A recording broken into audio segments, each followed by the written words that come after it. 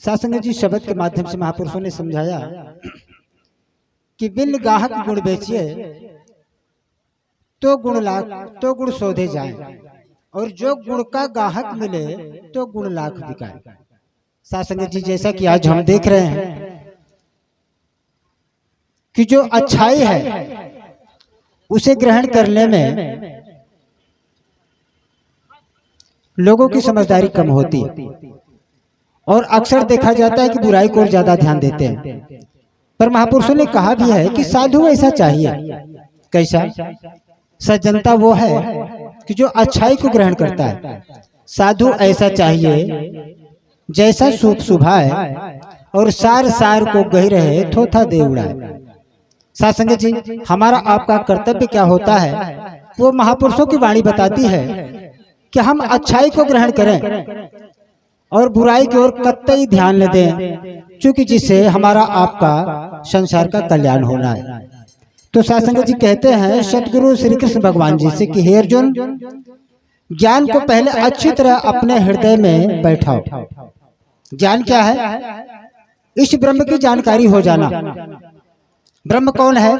जो सारी सृष्टि को बनाया है और बना करके सब में समाया है, अदृश्य है, पर सासंग जी सदगुरु की कृपा से दिखता है। तो कहते हैं कि ज्ञान को पहले अच्छी तरह अपने हृदय में बैठाओ, जैसे पहले मन पर बोधो अपना पाछे अवर रिझाओ। पहले अपने आप में आप अच्छी तरह कंठस्थ हो जाएं, फिर एक दूसरे को उपदेश द्वारा समझाएं। सासंग जी कहते हैं कि पहले आप इस पर अमल करें और पीछे संसार का कल्याण करें। आप जपें और नाम जपावें, सुनत कहत रहत गत पावें। सुनने से, कहने से। सासंग जी एक महापुरुष की वाणी निकल रही है,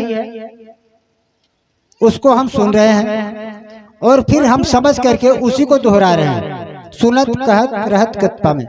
हमारा भी कल्याण हो रहा है और जो भी हमारे साथ में है उनका भी कल्याण हो रहा है। तो सासंग जी कहते हैं सतगुरु श्री कृष्ण भगवान जी से कि हे अर्जुन, यह 5 प्रण जो मैंने तुमसे लिए हैं यह तुम्हारे अपने हित के लिए। जैसे पहला प्रण हम आपने सदगुरु को समर्पण किया। क्या है कि यह तन मन और धन सब परमात्मा का है। किसका है?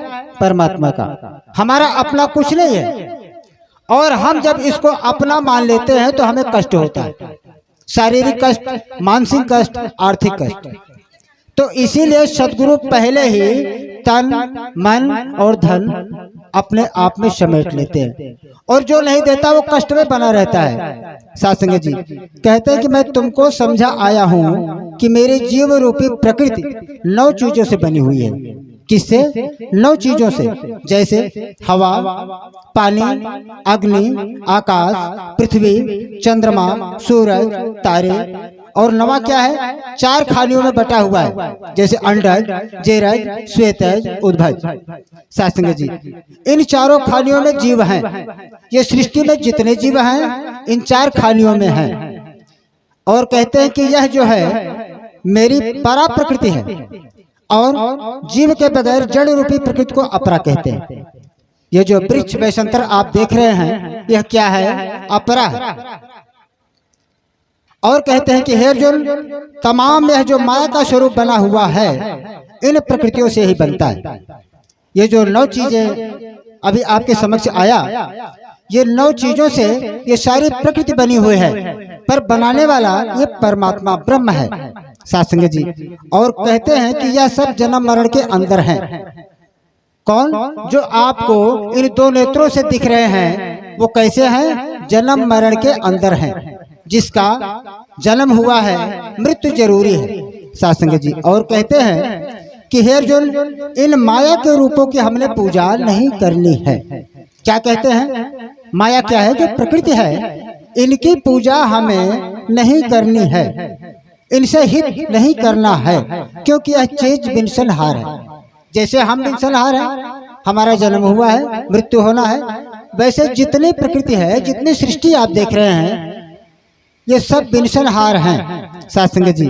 और कहते हैं कि इनसे हित किया हुआ दुखदाई होता है। क्या होता है? दुखदाई होता है और जन्म मरण के चक्कर में ले जाता है।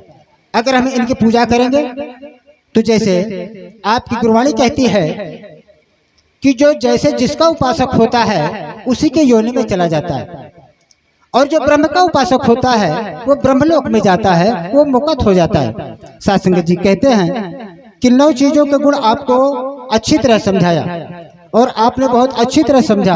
अब 10वें अविनाशी निराकार इस ब्रह्म के बारे में बताते हैं। इसका गुण बतलाता हूँ, आप ध्यान देकर श्रवण कीजिए। यह मेरा अविनाशी स्वरूप, यह न मरता है, न पैदा होता है, न अग्नि से जलता है, न पानी से बहता है, न हवा से उड़ता है, और प्रकृति जितना भी ब्रह्मांड है यह सब इसी निराकार के अंदर है। सत्संग जी, जो भी ज्ञानी महापुरुष हैं वो समझ गए होंगे कि हमारे अंदर परमात्मा है, सारी सृष्टि में परमात्मा है और परमात्मा के अंदर ही सारी सृष्टि है। यह जो है जितनी सृष्टि आप देख रहे हैं परमात्मा के अंदर है। सत्संग जी, और कहते हैं कि अविनाशी निराकार स्वरूप जो का त्यों रहेगा और इतना बड़ा बेअंत है कि इसका पारावार कहीं पाया नहीं जा सकता। सत्संग जी, जैसे एक मछली होती है, मछली आप देखे होंगे कि तैरती रहती है समंदर में, पर समंदर का वारा पार नहीं पा सकती। इसी तरह जो है महापुरुष का वचन है कि तू दरिया मेरा दाना बिना मैं मछली कैसे अंत लहा। सत्संग जी, इसका भाव है कि परमात्मा बेअंत है, इसका वारा पार नहीं है, तो हम एक तुच्छ प्राणी है, इसका अंत कहाँ पा सकते हैं। कि तू दरिया मेरा दाना बिना मैं मछली कैसे अंत लहा, जहाँ जहाँ देखा तहाँ तहाँ तू है, तुझसे निकसी फूट मरा। सत्संग जी, और कहते कि तू भरपूर, जो जान रहा है जैसे आप सब जान रहे हैं, तो जानते कि तो भरपूर है, कहीं एक कण भी जमीन नहीं खाली जहाँ ये नहीं है। तू भरपूर जानिया मैं दूर, जो कुछ किया सो तेरे हुजूर। सत्संग जी, करता धरता केवल परमात्मा है। हम आप एक पुतले हैं और हमारे आपके अंदर ये शक्ति ना हो तो हम कुछ नहीं कर सकते। जिस दिन ये शक्ति निकल जाएगी ये शरीर जो का त्यों मिट्टी का मिट्टी रह जाएगा। तो सत्संग जी कहते हैं कि हे अर्जुन, यह तो मेरे अविनाशी स्वरूप की एक सिफत है। और कहते हैं कि अब मैं तुम्हें अविनाशी स्वरूप के दर्शन कराता हूँ। सत्संग जी, जैसे कि आप सबने दर्शन किया है इस ब्रह्म का, उसी प्रकार से अर्जुन के रूप में और सदगुरु के रूप में जो श्री कृष्ण भगवान जी हैं वो अर्जुन को बोध कराया, और हमको आपको आज जो प्रत्यक्ष अर्जुन सदगुरु श्री कृष्ण भगवान जी हैं आप देख रहे हैं कि प्रत्यक्ष विराजमान है, ये हमको आपको दर्शन कराए हैं। तो सत्संग जी, हमारा आपका कर्तव्य है कि सबसे पहले सेवा, उसके बाद सिमरन, फिर सत्संग। अगर आप सेवा में निपुण हैं तो सिमरन होने लगता है। अगर आपकी सेवा कमजोर है तो सिमरन कभी नहीं होगा। और जब सेवा सिमरन दोनों बिल्कुल सहभागिता में है तो सत्संग अपने आप होने लगेगा, क्योंकि सत्य हर जगह विराजमान है। आप इसमें सदैव लीन रहेंगे, पर सेवा और सिमरन में कभी न चूके। सत्संग जी, प्यार और सत्कार से बोले सद्गुरु भगवान की जय।